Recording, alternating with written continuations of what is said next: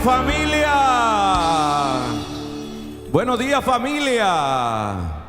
¿Cómo están ustedes? Qué bueno, se les nota, los veo rejuvenecidos. Creo que les cayó bien la vacación.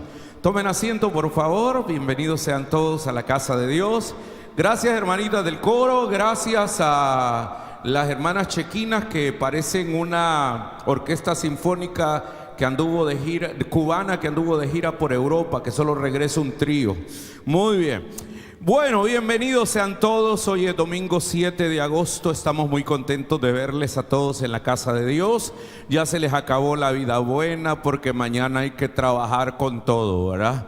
¿Cuántos regresan al trabajo el día de mañana? Levanten la mano. Muy bien. Espero que, ¿cómo se llama? No se hayan gastado todo el pisto en la vacación y que hayan ahorrado para este mes, que es un mes difícil, precisamente por el hecho de que uno los primeros días se los gasta.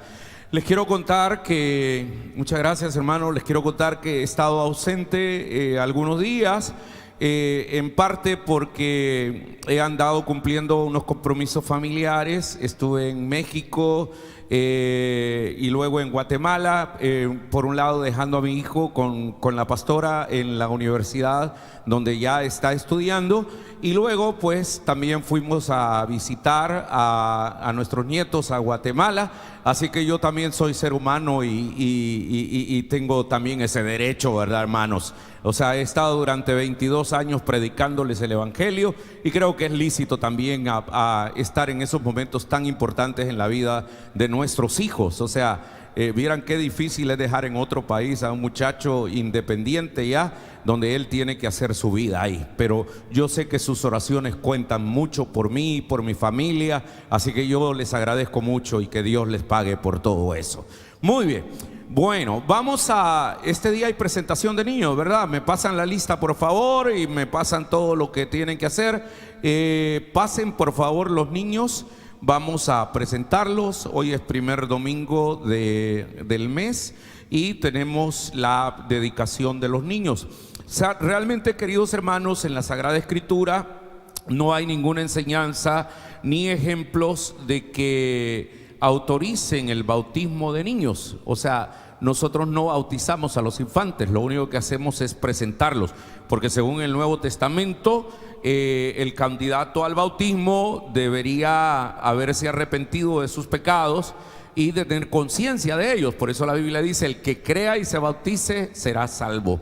Así es que haber creído en el Señor Jesucristo y arrepentirse de sus pecados es una acción que la tiene que tener un adulto. Entonces por eso es que nosotros no bautizamos a los niños, solamente hacemos lo que el Evangelio nos manda, que es presentarlos. Bueno, los hermanos están planificando la familia porque solamente tenemos un niño que vamos a presentar. Ella se llama Samantha Capacho. Así, Samantha se llama, ¿verdad? Qué lindo. Mira qué bonita la traes vos. Parece niño Dios. Muy bien. Y vos venís bien elegante, ¿va? Andas estrenando vestido. Sí, muy bien. ¿Cuánto tiene Samantha, hija? 2 meses. Qué lindo, pues. Vamos a orar por esta muchacha, vos. Qué linda la anda. Muy bien. Levanten sus manitas así sentaditos, por favor, hermanos. Vamos a orar y el pastor lo va a ungir con aceite para pedir al Señor, como se ungían a los profetas, a los reyes y a los sacerdotes, y vamos a ungirlos delante del Señor. El Señor esté con ustedes, santos. Oremos. Amantísimo Padre, creador del cielo y de la tierra, te rogamos por el bienestar de esta niña. Líbrala de las corrientes del pecado y de las enfermedades del cuerpo. Señor, que a medida que crezca en edad y en estatura, crezca también en la gracia y en el conocimiento de nuestro Señor Jesucristo. Bendice a Samantha, Señor. Dale a sus padres la sabiduría para que los puedan criar en tus caminos. Dedicamos a Samantha Capacho a tu honra y a tu servicio, y pedimos, bendito Dios, que la libres de cualquier virus, de COVID, de cualquier enfermedad rara. Que su madre nunca vaya a un hospital con una enfermedad incurable, Y Señor, la dedicamos a ti y bendecimos a nuestros hijos, a donde quiera que estén, los que están cerca o los que están lejos, y a los hijos de nuestros hijos. Los bendecimos ahora en el nombre del Padre, del Hijo y del Espíritu Santo. Amén y amén. Gloria a Dios. Bueno, Samantha está bien bendecida, hija. Que Dios te la cuide y que esta niña crezca saludable en el nombre de Jesús. Muy bien, démosle un aplauso a Samantha, por favor, una nueva miembro del TAI. Gloria a Dios. Vamos a cantar ese canto comenzando por el coro, el que cantamos siempre aquí. Muy bien, ahí me dan la entrada en el coro. Bueno, quiero recordarles algunas cosas. Hoy en la tarde estará muy alegre acá en la iglesia porque tendremos la fiesta de las cosechas. Vamos a traer a todas las células que vendrán ahora. Luego, el próximo viernes es sumamente importante. Viernes 12 de agosto nos vamos al gran encuentro de hombres. Y cuando digo nos vamos es que yo voy a ir a servir también. Así es que vamos a tener nuestro retiro, nuestro encuentro de hombres, tanto jóvenes como adultos. Y del 2 al 4 de septiembre es el encuentro KID. También quiero decirles que la iglesia siempre se preocupa por temas que puedan ayudar a nuestra comunidad. Y hay un tema que tiene que ver con la salud visual. Entonces hoy nos visita alguien de una fundación que se llama New Visual Children. Ella se llama Mónica, creo. Mónica, ¿podrías pasar, por favor? Explicarnos qué, cuándo, dónde, por qué y para qué. Así muy brevemente, ¿de qué se trata tu visita? Adelante, Mónica. Hola, muy buenos días. Gracias pues por la invitación y gracias pues obviamente por venir y darnos este espacio. Primeramente pues somos una fundación dedicada a la salud visual de niños de 7 a 15 años de edad, en el cual pues nos preocupamos pues porque desde muy temprana edad vengan ellos y pues tanto los padres se concienticen que tengan esa salud que realmente necesitan, ¿verdad? Desde muy pequeña, desde una muy temprana edad. Qué bueno. ¿Cuál es el enfoque que tienen ustedes? ¿Por qué adoptaron ese rango de edad en los niños? Bueno, primeramente porque vimos que en El Salvador no hay una fundación dedicada a la salud visual infantil, ¿verdad? Es cierto, existen muchas ópticas dedicadas a este rubro, pero no una fundación en sí. Entonces, nuestra idea a partir de ahí nació, ¿verdad? Sí. Venir y trabajar directamente con los niños porque sabemos que desde muy temprana edad ellos también pueden tener lo que es este tipo de problemas visuales. Sí, mire, Mónica, acérquese un poquito al micrófono. Gracias. Le quiero, licenciada, hacer una pregunta. ¿Y realmente entre los 7 y los 15 años ya hay problemas visuales en los niños? Sí, claro que sí. A veces desde recién nacidos ya tienen lo que son los problemas. Ya pues pueden ser por genética, ¿verdad? Pero desde a partir de los 7 años se puede encontrar ya venir y poder trabajar con ellos directamente para que vengan y y saber de dónde inicia el problema, aunque ya recién nacidos pues ya pueden tener algún tipo de problema visual. Sí, ¿y no atienden adultos? Claro que sí. También tenemos lo que es el área de adultos, no como fundación, ¿verdad? Sino que ya es una área muy aparte en el cual pues también están invitados para ver pues si alguno de ustedes quiere hacerse lo que es un chequeo. Excelente. Entonces la fundación está aquí atrás en el aposento. Si usted ya le están fallando los anteojos o si ve que su niño de repente no quiere estudiar y por más que le mete nada, y puede ser el problema de los anteojos, que no mira, entonces llévelo para que pueda pasar consulta. Ahí le hacen el examen y además ellos son una fundación que sin fines de lucro, lo que implica que, le dan el servicio para poder ayudar a la comunidad. Agradecemos al doctor, mi querido amigo, el doctor Samuel Tejada, quien es el director de la Clínica San Pedro, quien ha tenido a bien esta iniciativa. Gracias, licenciada. Entonces le llegamos ahí, por favor, después del servicio. No, claro que sí, todos están invitados, ¿oye? Bueno, muy bien. Bueno, muy bien. Hoy que ya vino Juanita y su esposo, vamos a continuar entonces. Bienvenido, siervo. Muy bien. Vamos a continuar. Pónganse sobre sus pies, por favor, un momentito.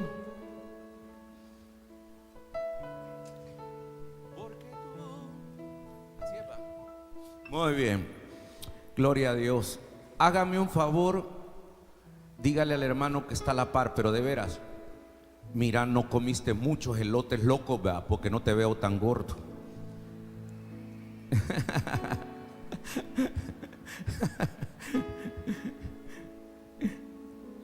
Miren, hermanos, ¿saben una seña de que yo me siento ya viejo? Que antes me podía comer un elote loco, una Coca-Cola, un Troc-Tric y una yuca y llegaba tranquilo. Hoy me como eso y en la noche estoy viendo ángeles y demonios. Tengo que tomarme el Malox o el Pectobismol. Qué tremendo es, hermano, como el cuerpo se va degenerando, ¿verdad? Estamos viejos, pero viejos los caminos. Estamos también listos para adorar a Dios. ¿Cuántos se sienten agradecidos por Dios, por la vida? Cuando veo los cielos, el firmamento y la obra de tus manos, digo, ¿quién es el hombre para que te acuerdes de él? Y puedo decir desde lo más profundo de mi corazón que todo lo que respira alabe el nombre de Jehová, desde donde sale el sol hasta el ocaso, porque Él es nuestro Dios. Porque tú eres mi Dios y eres digno adoración. una ofrenda. Amor seré para ti. Sin instrumentos, a capela, solo ustedes, fuerte. Porque tú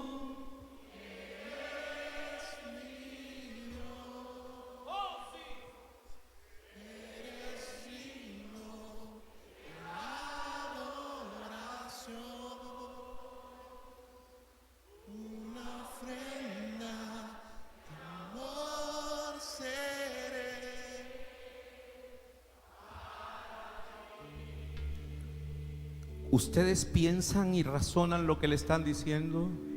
Porque tú eres digno de adoración y una ofrenda quiero ser para ti, Señor. Digámoslo una vez más. Porque tú Eres mi Dios. Eres digno de adoración. Una ofrenda de amor seré para ti. ahora con todos los instrumentos.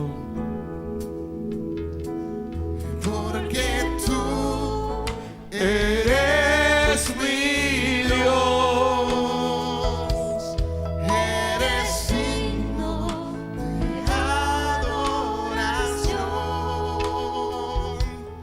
y una ofrenda de amor seré para ti.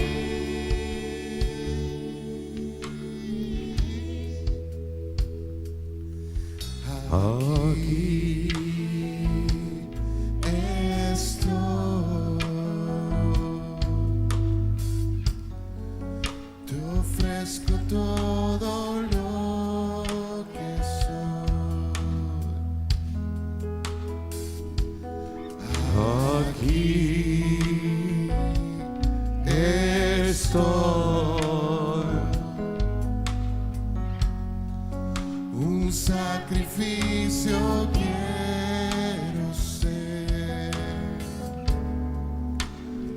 Toma mi ser.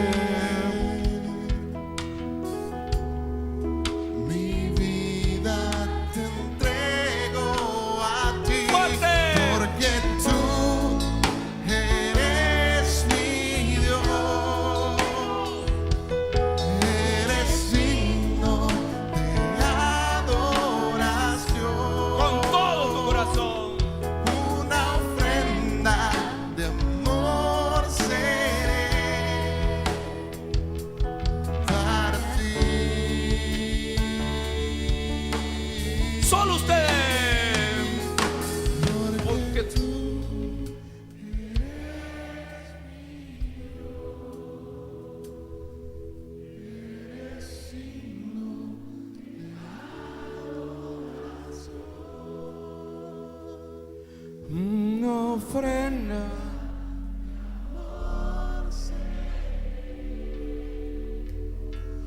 Para ti, porque tú eres mi Dios, eres signo de adoración, una ofrenda de amor seré para ti.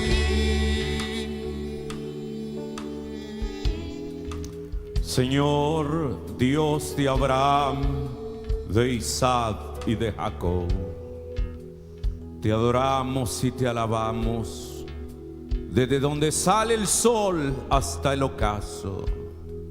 Es justo y necesario, es nuestro deber y salvación adorarte, porque Señor, tanto amaste al mundo que enviaste a tu Hijo para que fuera nuestro Señor y nuestro Salvador. Él manifiesta su amor para con los pobres y los enfermos. Él nunca permanece indiferente ante el sufrimiento humano. Su vida y su palabra son para nosotros la prueba de su gran amor. Como un padre siente ternura por sus hijos, así tú, Señor, sientes ternura por cada uno de los que estamos esta mañana acá. Habla nuestras vidas, Dios. Necesitamos escuchar tu palabra que es una brújula en nuestra vida, tu palabra que es como un Waze, un Google Maps en la vida, tu palabra, Señor, que nos da luz y dirección. Señor, manda tu Espíritu y revélanos tu verdad esta mañana. Háblanos, te lo suplicamos en el nombre de Cristo Jesús. Amén y amén. Gloria al Señor. Gracias, amados siervos. Tomen su Biblia en sus manos. Vamos a hacer la declaración de fe en la palabra de Dios. Vamos a creer que Dios va a hablar a nuestras vidas. Digan fuerte, expectante y creyendo que Dios va a hablar a sus vidas. Todos. Esta es mi Biblia. Soy todo lo que dice que soy. Tengo todo lo que dice que tengo. Puedo hacer todo lo que dice que puedo hacer. Hoy recibiré la palabra de Dios. Confieso que mi mente está alerta. Mi corazón está receptivo. Nunca jamás seré igual. Nunca, nunca, nunca. Amén. Vamos al Evangelio de Mateo capítulo 16. Vamos a leer la Sagrada Escritura del versículo número 13 hasta el versículo número 16. Mateo capítulo 16, versículo número 13 hasta el 16. Cuando lo tengáis listo me lo indican con un fuerte, poderoso, enérgico, escandaloso y expectante amén. De hecho, vienen con todo hoy, va. Como extrañan al Tata, va. Muy bien, muy bien. Leemos la palabra de Dios en el nombre del Padre, del Hijo y del Espíritu Santo. Amén. En aquellos días, viniendo Jesús a la región de Cesarea de Filipo, preguntó a sus discípulos diciendo: ¿quién dicen los hombres que es el Hijo del Hombre? Ellos le dijeron: bueno, unos dicen que eres Juan el Bautista, otros Elías, otros Jeremías o alguno de los profetas. Y Jesús le dijo: ¿y ustedes quién dicen que soy yo? Respondió Simón Pedro y le dijo: tú eres el Cristo, el Hijo del Dios viviente. Entonces le respondió Jesús: bienaventurado eres Simón, hijo de Jonás, porque no te lo reveló carne ni sangre, sino mi Padre que está en los cielos. Esta es palabra de Dios, santos. Tengan la bondad de sentarse, por favor. Esta mañana quiero predicarles un mensaje que se llama, es una pregunta, ¿Cuál Cristo? Esa es la pregunta que se convierte en el título para el mensaje de esta mañana. Queridos hermanos, la cristología que se ha predicado en América Latina ha marcado de alguna manera la actitud, las visiones y las organizaciones de nuestra sociedad. Quiero que me preste atención en esto. La cristología o el tipo de Cristo que se nos ha predicado ha marcado no solamente la vida religiosa y la vida de la iglesia, sino que ha marcado inclusive el tipo de sociedad al que nosotros nos ha tocado vivir. Hoy en el mensaje vamos a analizar las cosmovisiones más profundas y los elementos más internos del alma de nuestro país y de América Latina, referidos a la visión o cosmovisión que tienen sobre Jesús y sobre Cristo. Y es que hay que decir algo con profunda humildad, pero también con mucha gallardía. Y es que los fundamentos religiosos de Cristo muchas veces han distorsionado la verdadera visión de Cristo. Por ejemplo, los modelos católicos y protestantes en América Latina han alimentado una visión religiosa distorsionada sobre quién es Jesús y quién es el Cristo del Evangelio, lamentablemente. Y el problema radica precisamente en los Cristos que se han predicado desde los púlpitos, ya sea católicos romanos o protestantes, bautistas, anglicanos, neopentecostales o lo que sea. Hemos predicado a un Cristo equivocado.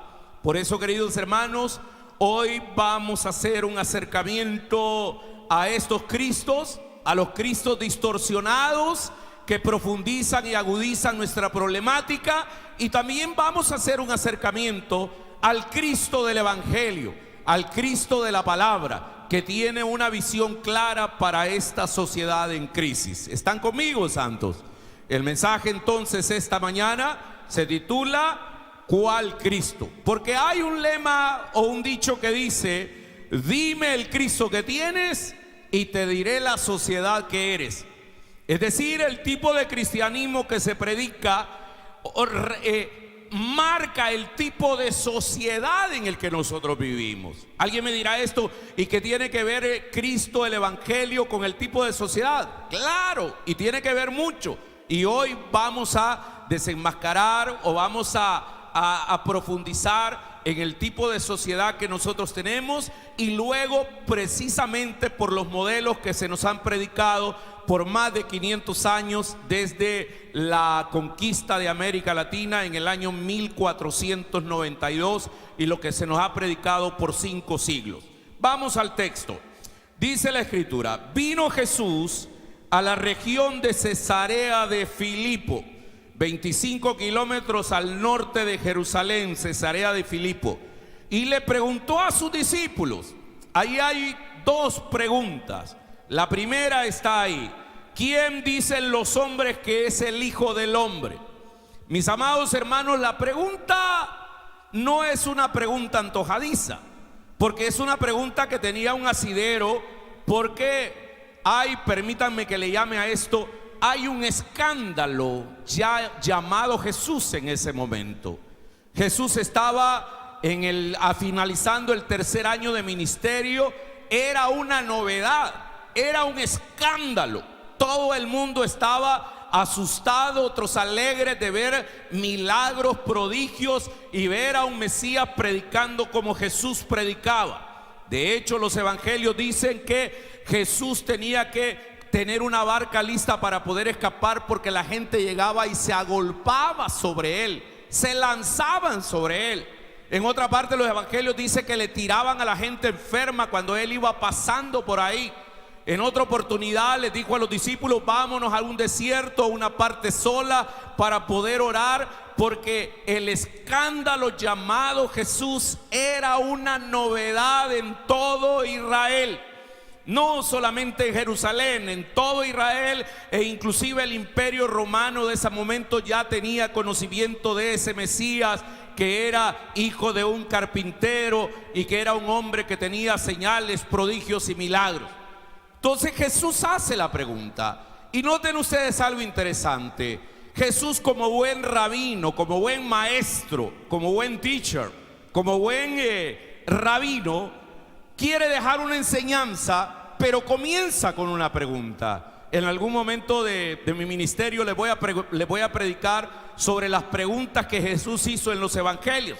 Por ejemplo, otra pregunta que le hizo a aquella mujer que estaba condenada porque la había encontrado en adulterio, y le dice: ¿dónde están los que te acusan? Esa es una pregunta profunda. Otra pregunta profunda sería: ¿alguien me ha tocado? ¿Quién me tocó? Cuando la mujer del flujo de sangre le tocó.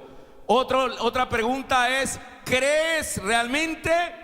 Pues hermanos lindos, ahora aquí hay dos preguntas. La primera que le hace: ¿quién dicen los hombres que es el Hijo del Hombre? Y unos dicen que eres Juan el Bautista, otros que Elías o Jeremías. La respuesta no es antojadiza.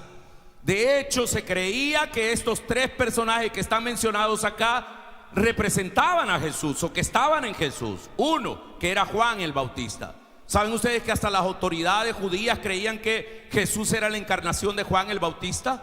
Herodes le tenía mucho miedo. Es más, Herodes había mandado a matar al precursor, lo había decapitado. Entonces, cuando oía de Jesús, decía: este seguramente es Juan el Bautista.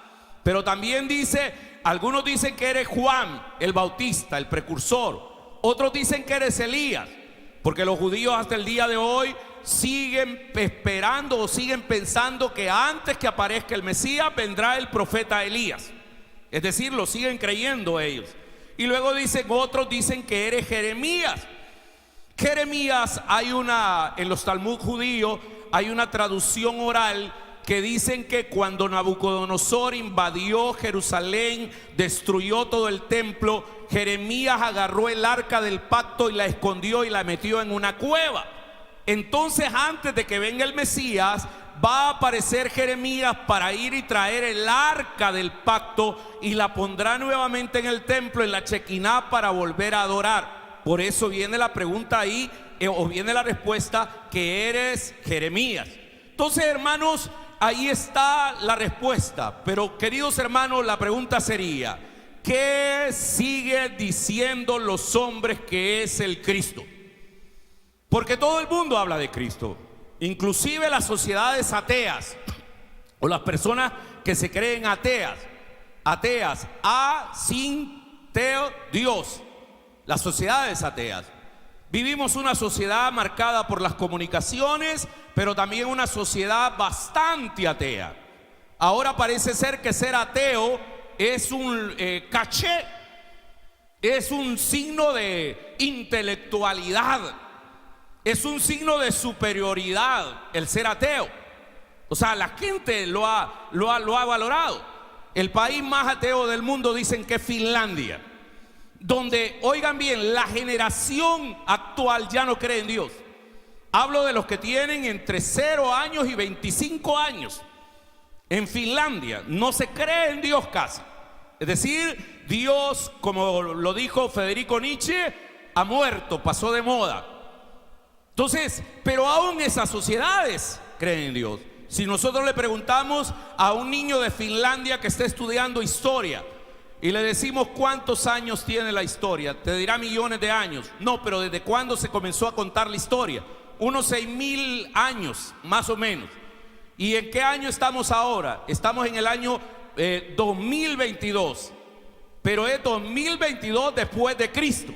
Es decir, Cristo es el vértice o el punto de referencia en la historia, donde agnósticos, ateos, anárquicos y todo lo que quiera siempre van a terminar en Cristo. ¿Están oyendo, santos? O sea, no puede ser innegable. Entonces, decir Cristo ha sido escuchado en todo. El evangelio y la imagen de Cristo está en todas partes. Está en la política, en el arte, en la pintura, en la música, en el derecho, en la historia. en la arquitectura, ahí está la imagen de Cristo. No puede ser ignorado. En plena época de comunicaciones, las redes sociales están impregnadas de Cristo y del Evangelio. Por lo tanto, la pregunta de Jesús sigue siendo válida hoy, en el 11. ¿Quién dicen los hombres que es el Cristo? ¿Qué piensan? Algunos lo ven positivamente, otros negativamente. Por ejemplo, en el capítulo 10, versículo 25, le dijeron que era Betsebú o hijo de Betsebú, peyorativamente, ¿verdad? Otros dijeron, este es hijo de un carpintero. Otros lo miran bien, pero con una visión distorsionada. Jesús es un hombre de la historia, un profeta como Mahoma, como Buda. Jesús es un pacifista, un pacificador al estilo Gandhi. Jesús es, ¿cómo te diría? Un hombre que enseñó moral. Jesús fue un profeta que se encarnó en su tiempo, pero intrascendente. Pero hermanos, ¿qué sigue diciendo ahora la gente del Cristo? Y vamos más allá, en las iglesias cristianas evangélicas, voy a dejar católicos y todos los demás, pero ¿qué modelo tenemos de Cristo ahora? Lamentablemente es un modelo distorsionado. Esa pregunta, ¿qué dicen los hombres que es el Hijo del Hombre? ¿Qué siguen diciendo los hombres que es el Cristo? ¿Qué dice la gente que soy yo? Permítame citarles algunos modelos distorsionados de lo que pensamos que es Cristo. Número 1, el Cristo de las ofertas. Para muchos Cristo es el Cristo de las ofertas. Lo que dijo Bonhoeffer, el Cristo de la gracia barata. ¿Me entiende? Para muchos Cristo es como el Santa Claus, que viene a dar lo que nosotros le pedimos, que hay que hacerle una lista de peticiones, y eso se refleja en el tipo de oración que nosotros hacemos. Cuando decimos vamos a orar, empezamos a pedir, a pedir, a pedir. Entonces, como que es un Cristo mercadería, como que es un producto para vender. Estamos hablando del Cristo, queridos hermanos, que solamente es ofertante, pero nunca se va a convertir en demandante. ¿Y qué produce eso? Eso produce una sociedad consumista, materialista, una sociedad dada al mercado. Como que yo voy y me gasto en toda la vacación, topo las tarjetas de crédito y vengo ahora cuando finaliza la vacación a pedirle a Dios que me ayude a salir de las deudas. Perdóneme, pero ahí hay una visión equivocada. O sea, usted no fue un buen administrador. Y le tengo una buena noticia: si tiene topadas las tarjetas por su mala cabeza, no va a tener un milagro financiero. Trabaje y pida un plan para poder pagar esas tonteras. Y pásele la tijera y no la vuelva a utilizar. Ese es el diablo, hermanos. O sea, eso produce, es una sociedad consumista ideal para el neoliberalismo. Entonces, esa es la primera imagen. La segunda, si la primera imagen es el Cristo de las ofertas, la segunda es el Cristo mendigo. Es el Cristo que acepta, que se acepta en la medida en que le conviene a la gente. Oigan lo que predicamos en algunas iglesias: venga a Cristo y todos sus problemas se acabarán. Mentira. Aún en Cristo hay muchos problemas, santos. O sea, ese es el Cristo, llamémosle así, el mendigo. El Cristo que cuando ya no nos conviene, lo rechazamos. El Cristo que suplica ser aceptado. Esa es una imagen distorsionada de la cristología que nosotros tenemos. Como que aquel texto de Apocalipsis 3:20: he aquí estoy a la puerta y llamo, si alguno oye mi voz y abre la puerta, entraré y cenaré con él y estaré con él. Ese texto pensamos que Cristo nos está rogando, que es como un mendigo: mire, acepte a Jesús, su vida le va a ir mal. Mentira. Si usted no acepta a Jesús, o sea, le va a ir mal acá y le va a ir mal en la eternidad y va para el infierno ardiente, santos. O sea, ¿y eso qué es lo que crea? Crea una sociedad dependiente que siempre va a vivir del recurso exterior. De hecho, si algo tenemos los salvadoreños, es algo malo. Y es que tenemos 3 millones de salvadoreños que viven en Estados Unidos, sin contar los que viven en Europa, Australia y otros lo demás. Y esos 3 millones de salvadoreños mandan remesas todos los meses para El Salvador. El año pasado de remesas para El Salvador fueron casi 700 millones de dólares, el presupuesto de la nación. Y dígame qué hemos hecho con ese dinero. Lo hemos gastado en comida rápida, en celulares de última tecnología. No lo hemos invertido en educación, porque ese Cristo mendigo que hace que nosotros dependamos y que no somos emprendedores con las remesas, esa es la visión cristológica que tenemos, que pensamos que así como nos mandan la remesa el fin de mes y que nosotros solo extendemos la mano, así es también Dios. Perdóneme, no es así.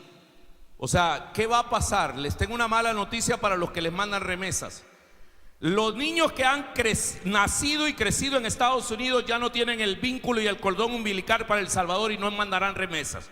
Y ahí se van a quedar silbando en la loma. Todos aquellos que ya no trabajaron y no invirtieron y no emprendieron nada. Los que están acostumbrados solo a extender la mano. Esos niños no les interesa ni siquiera venir acá a El Salvador, hermanos. Entonces ya no van a mandar. En unos pocos años esa gente no va a mandar remesas. Y a nosotros nos acostumbraron siempre a estar extendida la mano ahí. Otra visión del Cristo, lo que dice la gente, respondiendo a la pregunta del versículo número 13. ¿Quién dicen los hombres que es el Hijo del Hombre? Ahora el Cristo mago. Ay, el que ofrece soluciones automáticas a todos los problemas. No, que, ¿cómo se llama? Que El Salvador hizo una mala inversión en criptomonedas, Cristo va a arreglar eso. Mentiras. Que usted se sometió y es un comprador compulsivo, consumista, materialista y topó las tarjetas de crédito, Cristo le va a hacer un milagro financiero, le va a borrar el saldo. Ay, papá, con los bancos nadie pierde. Ellos, eso, si se equivocan es a favor de ellos, hermanos. ¿Me entiende? No hay eso. O sea, un Cristo mago es donde no hay participación humana, donde no hay discipulado, ni servicio, ni sacrificio, ni obediencia. No quieren asumir la responsabilidad y se vuelven quejosos, ¿cómo te diría? Irresponsables. Se vuelven delicados. Ese Cristo es producto, queridos hermanos, de la visión que tenemos de que Cristo es como un mago que va a aparecer acá. ¿Me entiende? Yo sé que Dios hace milagros. Yo sé, ay Señor, ahora me comí una comida, tengo una gran infección y no he parado de ir al baño. Pon tu mano de sanidad acá. Sí, yo sé que lo puede sanar, pero también tómese un antibiótico, Pectobismol, Luzol o cualquier cosita así, algo que le tape y le va a ayudar bastante, ¿me entiende? O sea, no estoy menospreciando el hecho de que Dios no puede hacer milagros, lo hemos visto acá. Pero ese Cristo ha creado un sector que anda de iglesia en iglesia, anda flotando buscando la magia y no el compromiso. Esta iglesia pasó por eso. Esta iglesia se puso de moda, donde venía gente de todas partes del Salvador. Pero ¿dónde está toda esa gente? O sea, porque solo buscaban el Cristo mago, el Cristo que nunca ofreció una vida libre de problemas. No, el Cristo, ¿cómo te diría? Que nunca ofrece una vida libre de problemas. Hay gente que piensa que venir a Cristo se soluciona todo. O sea, Cristo nunca ofreció una vida libre de problemas. Ténganlo claro. Nos prometió guardarnos de los problemas. Él dijo que estaría con nosotros en medio de los problemas. Por ejemplo, hay una visión equivocada con respecto al Salmo 91. Cuando dice: el que habita al abrigo del Altísimo morará bajo la sombra del Omnipotente. Diré yo, Jehová, esperanza mía y castillo mío, ¿en quién confiaré? La plaga no tocará. El Salmo 91 no está diciendo que no vendrán los problemas, sino que lo que está diciendo es que aún en medio de los problemas, el Dios de la gloria nos sostendrá en medio de los problemas. Amén. Mire, pastor, ¿y por qué soy cristiano? ¿Y por qué me dio COVID? Porque somos humanos, hermano, y estamos aquí y nos contaminamos. Pero ¿cuál es la diferencia entre un cristiano y que no? Que nosotros, aún en medio del COVID, Dios nos sostiene. Están con nosotros, hermano. Que en medio del cáncer, Dios nos sostiene. Que en medio de la dificultad, Dios nos sostiene. Entonces, Jesús nunca, ¿cómo te diría? ofreció eso. Es más, en algún momento dijo: el que quiera seguirme, que renuncie a padre, madre, hijos, hermanos, familiares, que tome su cruz y me siga. El Salvador tiene muchos problemas económicos que exigen respuestas económicas. Hay que orar por El Salvador, pero no va a venir Jesús a resolver lo que históricamente y en la actualidad se está haciendo mal. No lo va a resolver. Las distorsiones, los grandes problemas económicos requieren programas económicos. Las distorsiones políticas exigen metodologías políticas. Los problemas sociales exigen programas sociales. Los problemas económicos exigen programas económicos para poderlos resolver.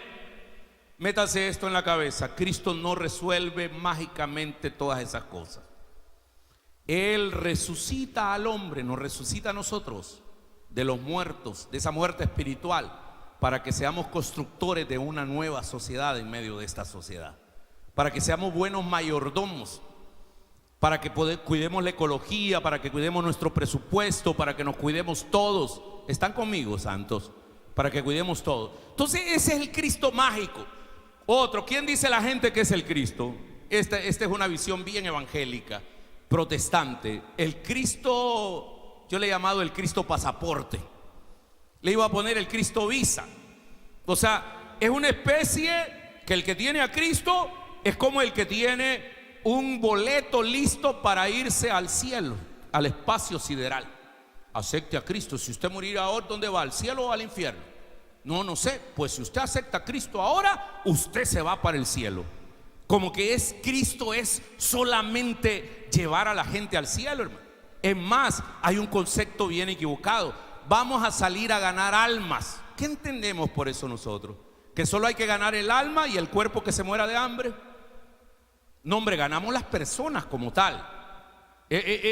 ¿Cómo te diría? Ese Cristo de pasaporte o Cristo visa o el Cristo de la green card no sirve. Se habla como que es un escape de la tierra, como una evasión de la realidad y de la vida. Y esto obviamente va a producir una sociedad individualista, una sociedad sin solidaridad, donde la preocupación por la vida de los otros pasa a un segundo plano.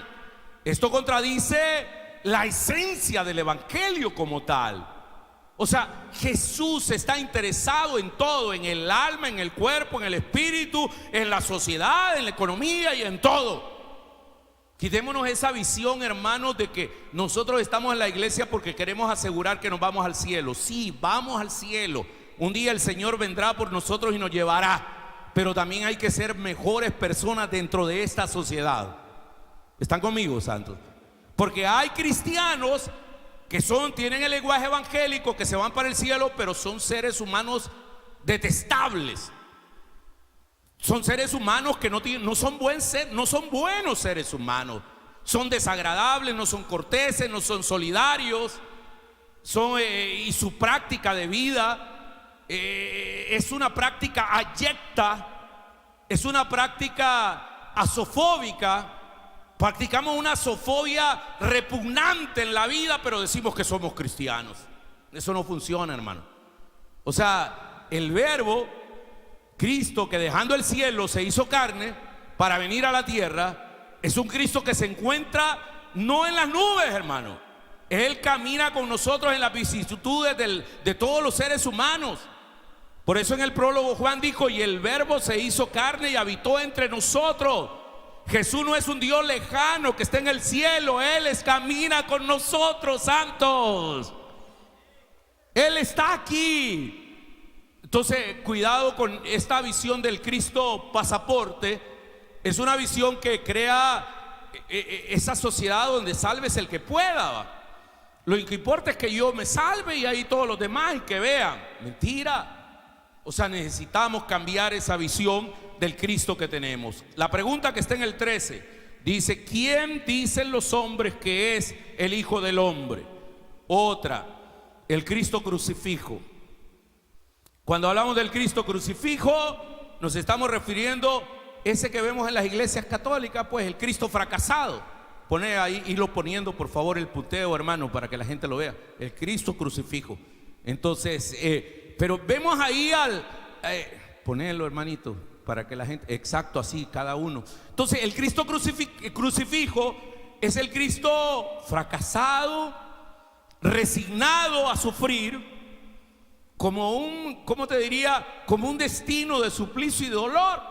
Cuando vemos al Cristo ahí, que nada puede hacer, sino lamentar el sufrimiento, o sea, nos está insinuando a nosotros que nos resignemos y que seamos pasivos. ¿A cuántos de nosotros nos ha dicho, no, hombre, es que Dios le agrada, es la voluntad de Dios, así es que aguanten? No, Señor, no todo lo que nos pasa es voluntad de Dios. Alguna es voluntad de la injusticia, producto de la injusticia, es producto de las malas decisiones. O sea, ese Cristo crucificado, pasivo, inerte, o sea, concibe en nosotros que el sufrimiento que estamos viviendo o que lo concebimos como algo programado, inevitable. Pues sí, ahí está, ¿verdad? Llega la gente y se persina con el Cristo y la agarra, le besa los pies, o lo vemos en una urna que hay que cargarlo, y ahí va, pobrecito el Cristo. Y no es así, hermanos. Dios manda los sufrimientos muchas veces para humillarnos. Y nosotros pensamos con ese Cristo crucificado que ya nada podemos hacer frente a eso. ¿Para qué trabajar por cambiar el mundo de dolor si de todas maneras esta es la voluntad de Dios? Si mueren los niños, si muere la pobreza, si hay unos pocos que tienen mucho y una gran mayoría que no tiene nada, esa es la voluntad de Dios. El Cristo crucificado lo acepta. Momento, no es así. Es que el Cristo que hay que colgarlo, que hay que cargarlo. Momento, se nos olvida que Cristo ciertamente murió en una cruz, pero al tercer día resucitó glorioso de entre los muertos, santo, y que está vivo. Acabo de estar hablando con él, y que camina con su pueblo, y que si él resucitó, nosotros resucitaremos también con él. Alabado sea el Cordero de Dios. Ese Cristo, o sea, ese Cristo crucificado, se les olvida que hubo una resurrección triunfante que transformó el dolor de la cruz, y que después de la noche vino la luz que resplandeció. Por lo tanto, hermanos, ese Cristo no necesita que lo carguemos en una urna, porque Él nos lleva y nos carga en sus benditas manos de amor, santo. Es el Cristo que no le debemos de tener lástima, porque no está en una cruz, porque Él se levantó glorioso de entre los muertos y venció la muerte con la resurrección. Y por eso podemos decir, ¿dónde está, oh muerte, tu aguijón? Aleluya. Ese Cristo vencido y derrotado, que aparece como moribundo, con los ojos en blanco hacia abajo, con el rostro contra el suelo, con el cuerpo destrozado, es el Cristo que nos han venido desde la colonia. Es el Cristo que trajeron los misioneros católicos españoles cuando vinieron aquí a estas tierras de América Latina, santos. El Cristo cadáver que consuela a millones de personas que ahora mismo están sufriendo, ¿verdad? Y que, como te diría, muchos se ven reflejados a través de los siglos, sufriendo y con la idea impotente de que nada se puede hacer, porque si nuestro mismo Dios Cristo está ahí, momento, yo no creo en un Cristo resucitado, derrotado, con los ojos en blanco, destrozado. Porque sí pasó por eso, sí fue al sepulcro, pero al tercer día resucitó glorioso de entre los muertos. Y si Cristo resucitó, nosotros también resucitaremos con Él. Alabado sea el Cordero de Dios. La pregunta del 13, ¿quién dicen los hombres que es el Hijo del Hombre? Otros hablan de que Cristo es el Cristo guerrillero. Mikhail Gorbachev, que fue el presidente de la Unión Soviética cuando no se había, ¿cómo te diría?, separado, en una oportunidad dijo: el primer socialista que hubo fue Cristo. Los guaraguaos dijeron, si ya se unió el fusil y el evangelio en las manos de Camilo, pues entonces ahora también podemos unir el fusil y el evangelio. Los guaraguaos dijeron que Cristo es el camarada, el pobre, el camarada, y el primer camarada fue Jesús. Algunos lo perciben así, como el Cristo del Che Guevara, el Cristo guerrillero, el Cristo celote, el Cristo armado que va a apoyar las reivindicaciones de manera violenta con su pueblo. No podemos negar, en América Latina han habido movimientos católicos e inclusive protestantes, comunidades eclesiales de base, que apoyaron el conflicto armado. Sacerdotes o pastores bautistas que se fueron a la montaña y dejaron la Biblia y agarraron la ametralladora, justificados en eso, que Cristo era la instauración del reino de Dios. Perdónenme, no es así. Si bien es cierto que Jesús se pone siempre al lado de las víctimas, pero nunca asume la muerte del otro como bandera. Nunca. Jesús nunca va a asumir la muerte del otro como bandera.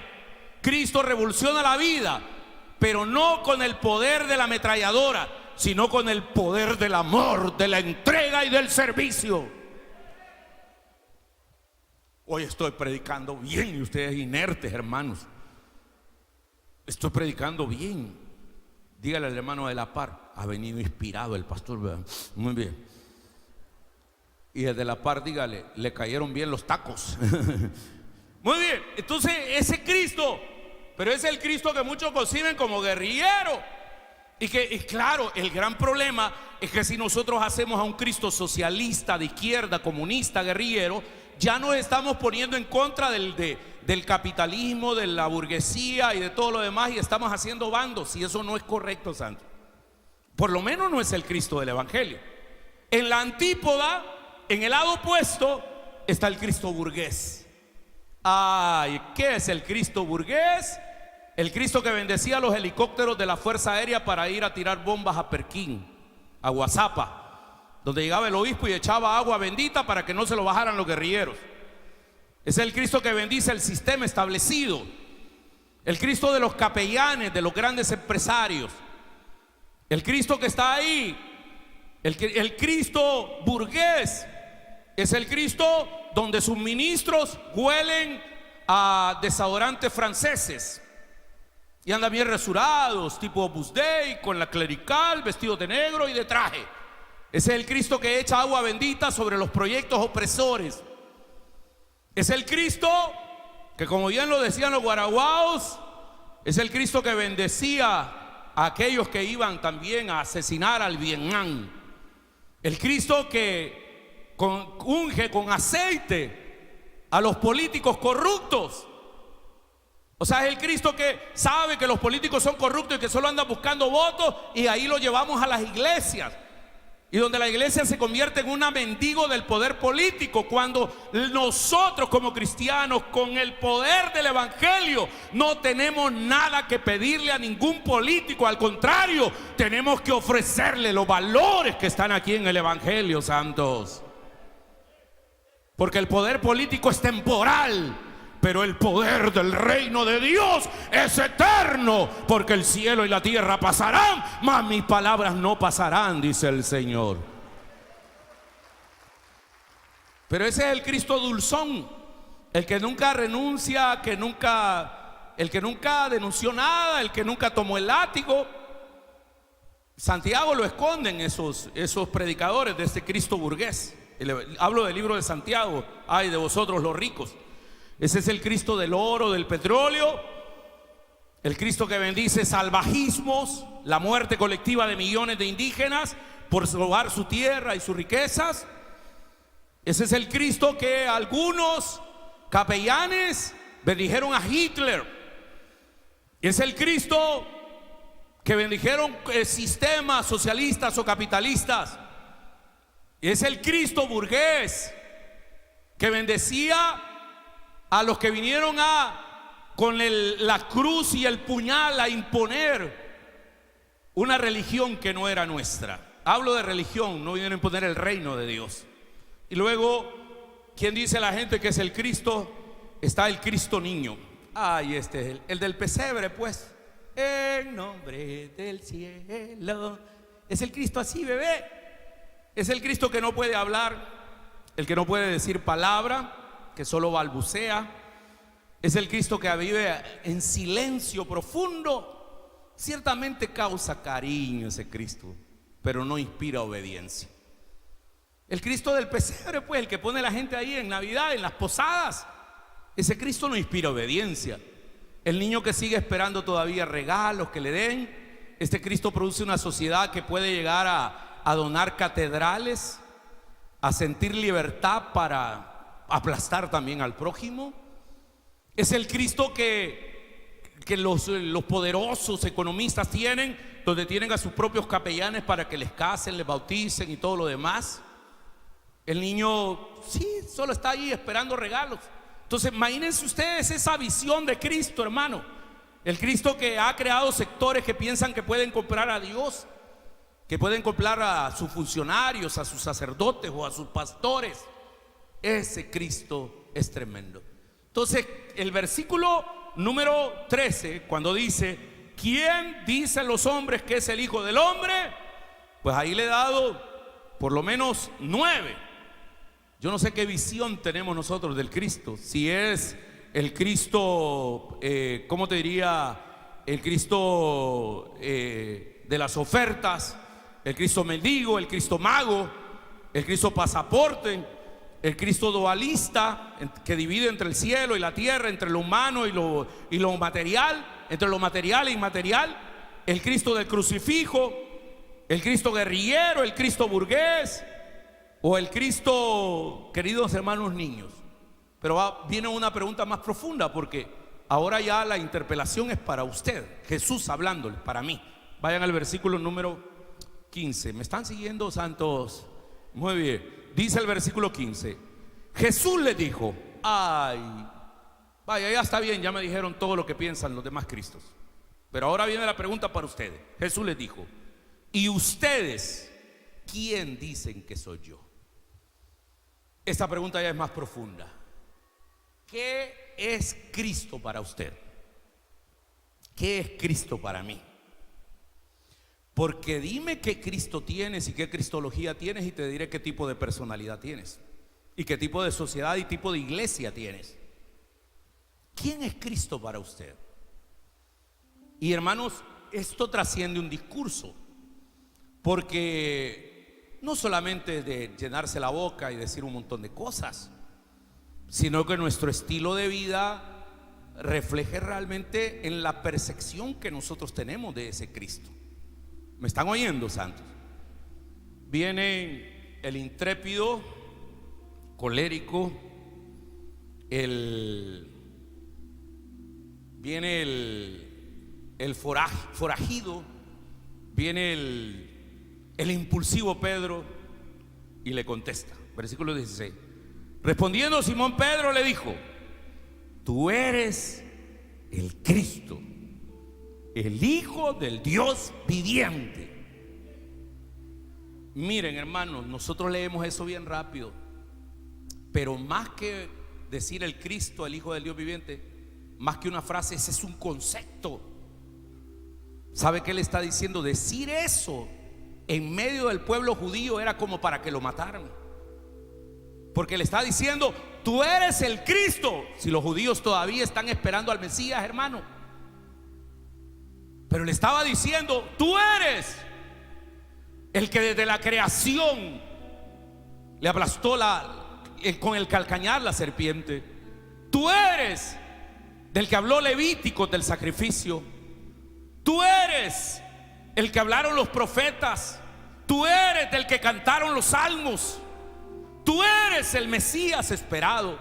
Tú eres el Rey de Israel, el Rey de reyes y Señor de señores. Decir eso, nosotros lo leemos, pero lo vemos así como una frasecita, pero eso es un concepto. Es un concepto como tal. Él está diciendo: hey, tú no eres ni Juan el Bautista como lo cree Herodes, no eres ni Elías como el que va a venir como precursor, ni Jeremías el que guardó el arca. Tú eres el Cristo, el Mesías, el que esperábamos, el que ha de venir, el que va a restaurar Israel, el que va a poner el reino de Dios en medio de nosotros. Queridos hermanos, la pregunta para nosotros ahora: ¿qué dicen ustedes que es Cristo?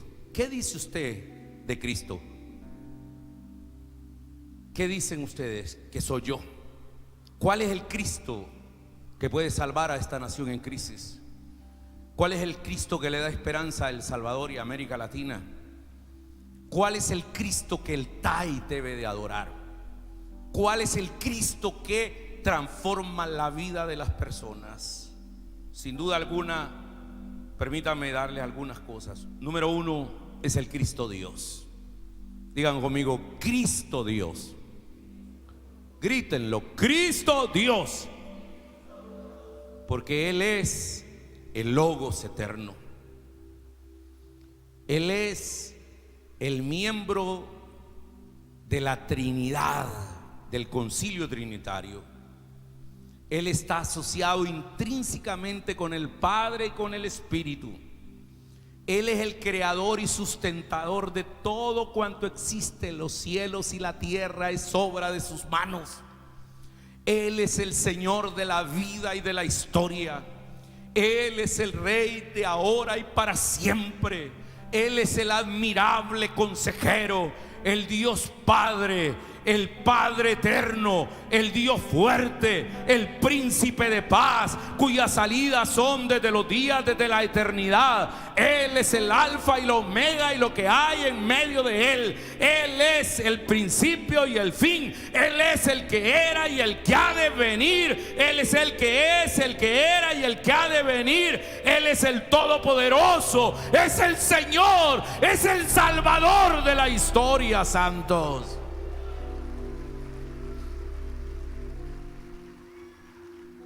¿Notan ustedes, hermanos, cómo de repente esas imágenes distorsionadas de Cristo, con solo que decir que Él es el Dios eterno, Él es el Dios Padre, se va todo, hermanos? Porque Él es, el Cristo es Dios, la segunda persona de la Trinidad, creador y sustentador. En el principio era el Verbo y el Verbo era con Dios, el que existió desde la eternidad. Pero también es el Cristo histórico que se manifestó en el tiempo y en el espacio, en una fecha precisa en el calendario de Dios. El que escogió una familia de un humilde pueblo, de un pequeño país. Ese Cristo histórico que está ahí, el que se encarnó en el devenir de la historia humana, que nació en un contexto geográfico específico, en un pueblo, en una cultura, con un idioma, con un arte culinario, con lo que sea. Ese Cristo histórico no debemos olvidarlo. Pero también es el Cristo Dios, el Cristo histórico. Él es el Cristo humano, el Cristo que fue concebido por la Virgen María, que se hizo carne, que fue hombre, 100% hombre. El Cristo que fue el hombre del Espíritu. El Cristo pobre, que nació en un establo, allá en una vecindad de una aldea que nadie daba nada por eso, conocido como el carpintero. El Cristo proletario, el que tenía las manos encallecidas de aserruchar la madera, el que tenía el rostro sudado. El Cristo que trabajó como tal, el que se encarnó como tal, el que diariamente tenía que trabajar, que nació y vivió en un mundo sumergido en una profunda pobreza, el que no tuvo ni siquiera un lugar donde nacer porque nació en un pesebre que no era de él. Y cuando lo enterraron en una tumba que no era de él, prestada. Cuando celebró la última cena, la celebró en un aposento que no era de él, era prestado. Que se subió en un burro que no era de él, sino que era prestado. Ese es el Cristo proletario. Mis amados hermanos, que voy a entender esto porque nos ayuda a tener una cosmovisión más amplia sobre el hecho de que ese Cristo hombre camina con nosotros. También es el Cristo profeta, el Cristo Cordero de Dios que quita el pecado del mundo. El Cristo viviente, el Cristo sacerdote que intercede a la diestra del Padre por todos nosotros. El Cristo Rey venidero que al final de los tiempos, en la parucía de Dios, vendrá y sonará la gran trompeta y vendrá a instaurar su reino entre nosotros, santos. Amados hermanos del TAI, llénense de esperanza, porque el Cristo que nos presenta el Evangelio, el que dice ahí lo que le respondió Pedro: tú eres el Cristo, el Hijo del Dios viviente, Él camina con nosotros. Por eso nosotros lo entendemos y lo concebimos ahora como Cristo, el camino, la verdad y la vida, como Cristo, la luz del mundo, como el buen pastor, como la puerta, como Cristo, el pan de vida, como Cristo, el que es la resurrección y la vida, como el Cristo que es la palabra encarnada, el Hijo del Hombre, el Emmanuel, el Dios con nosotros, el Hijo del Padre, el que existe antes de Abraham, el juez de vivos y muertos, el Señor resucitado, el principio y el fin, el Señor del universo, el admirable consejero, Dios fuerte, Padre eterno, el Rey de justicia,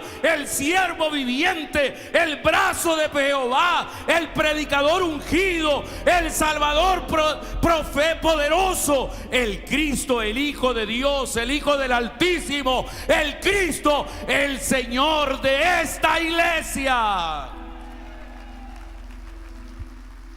Amén.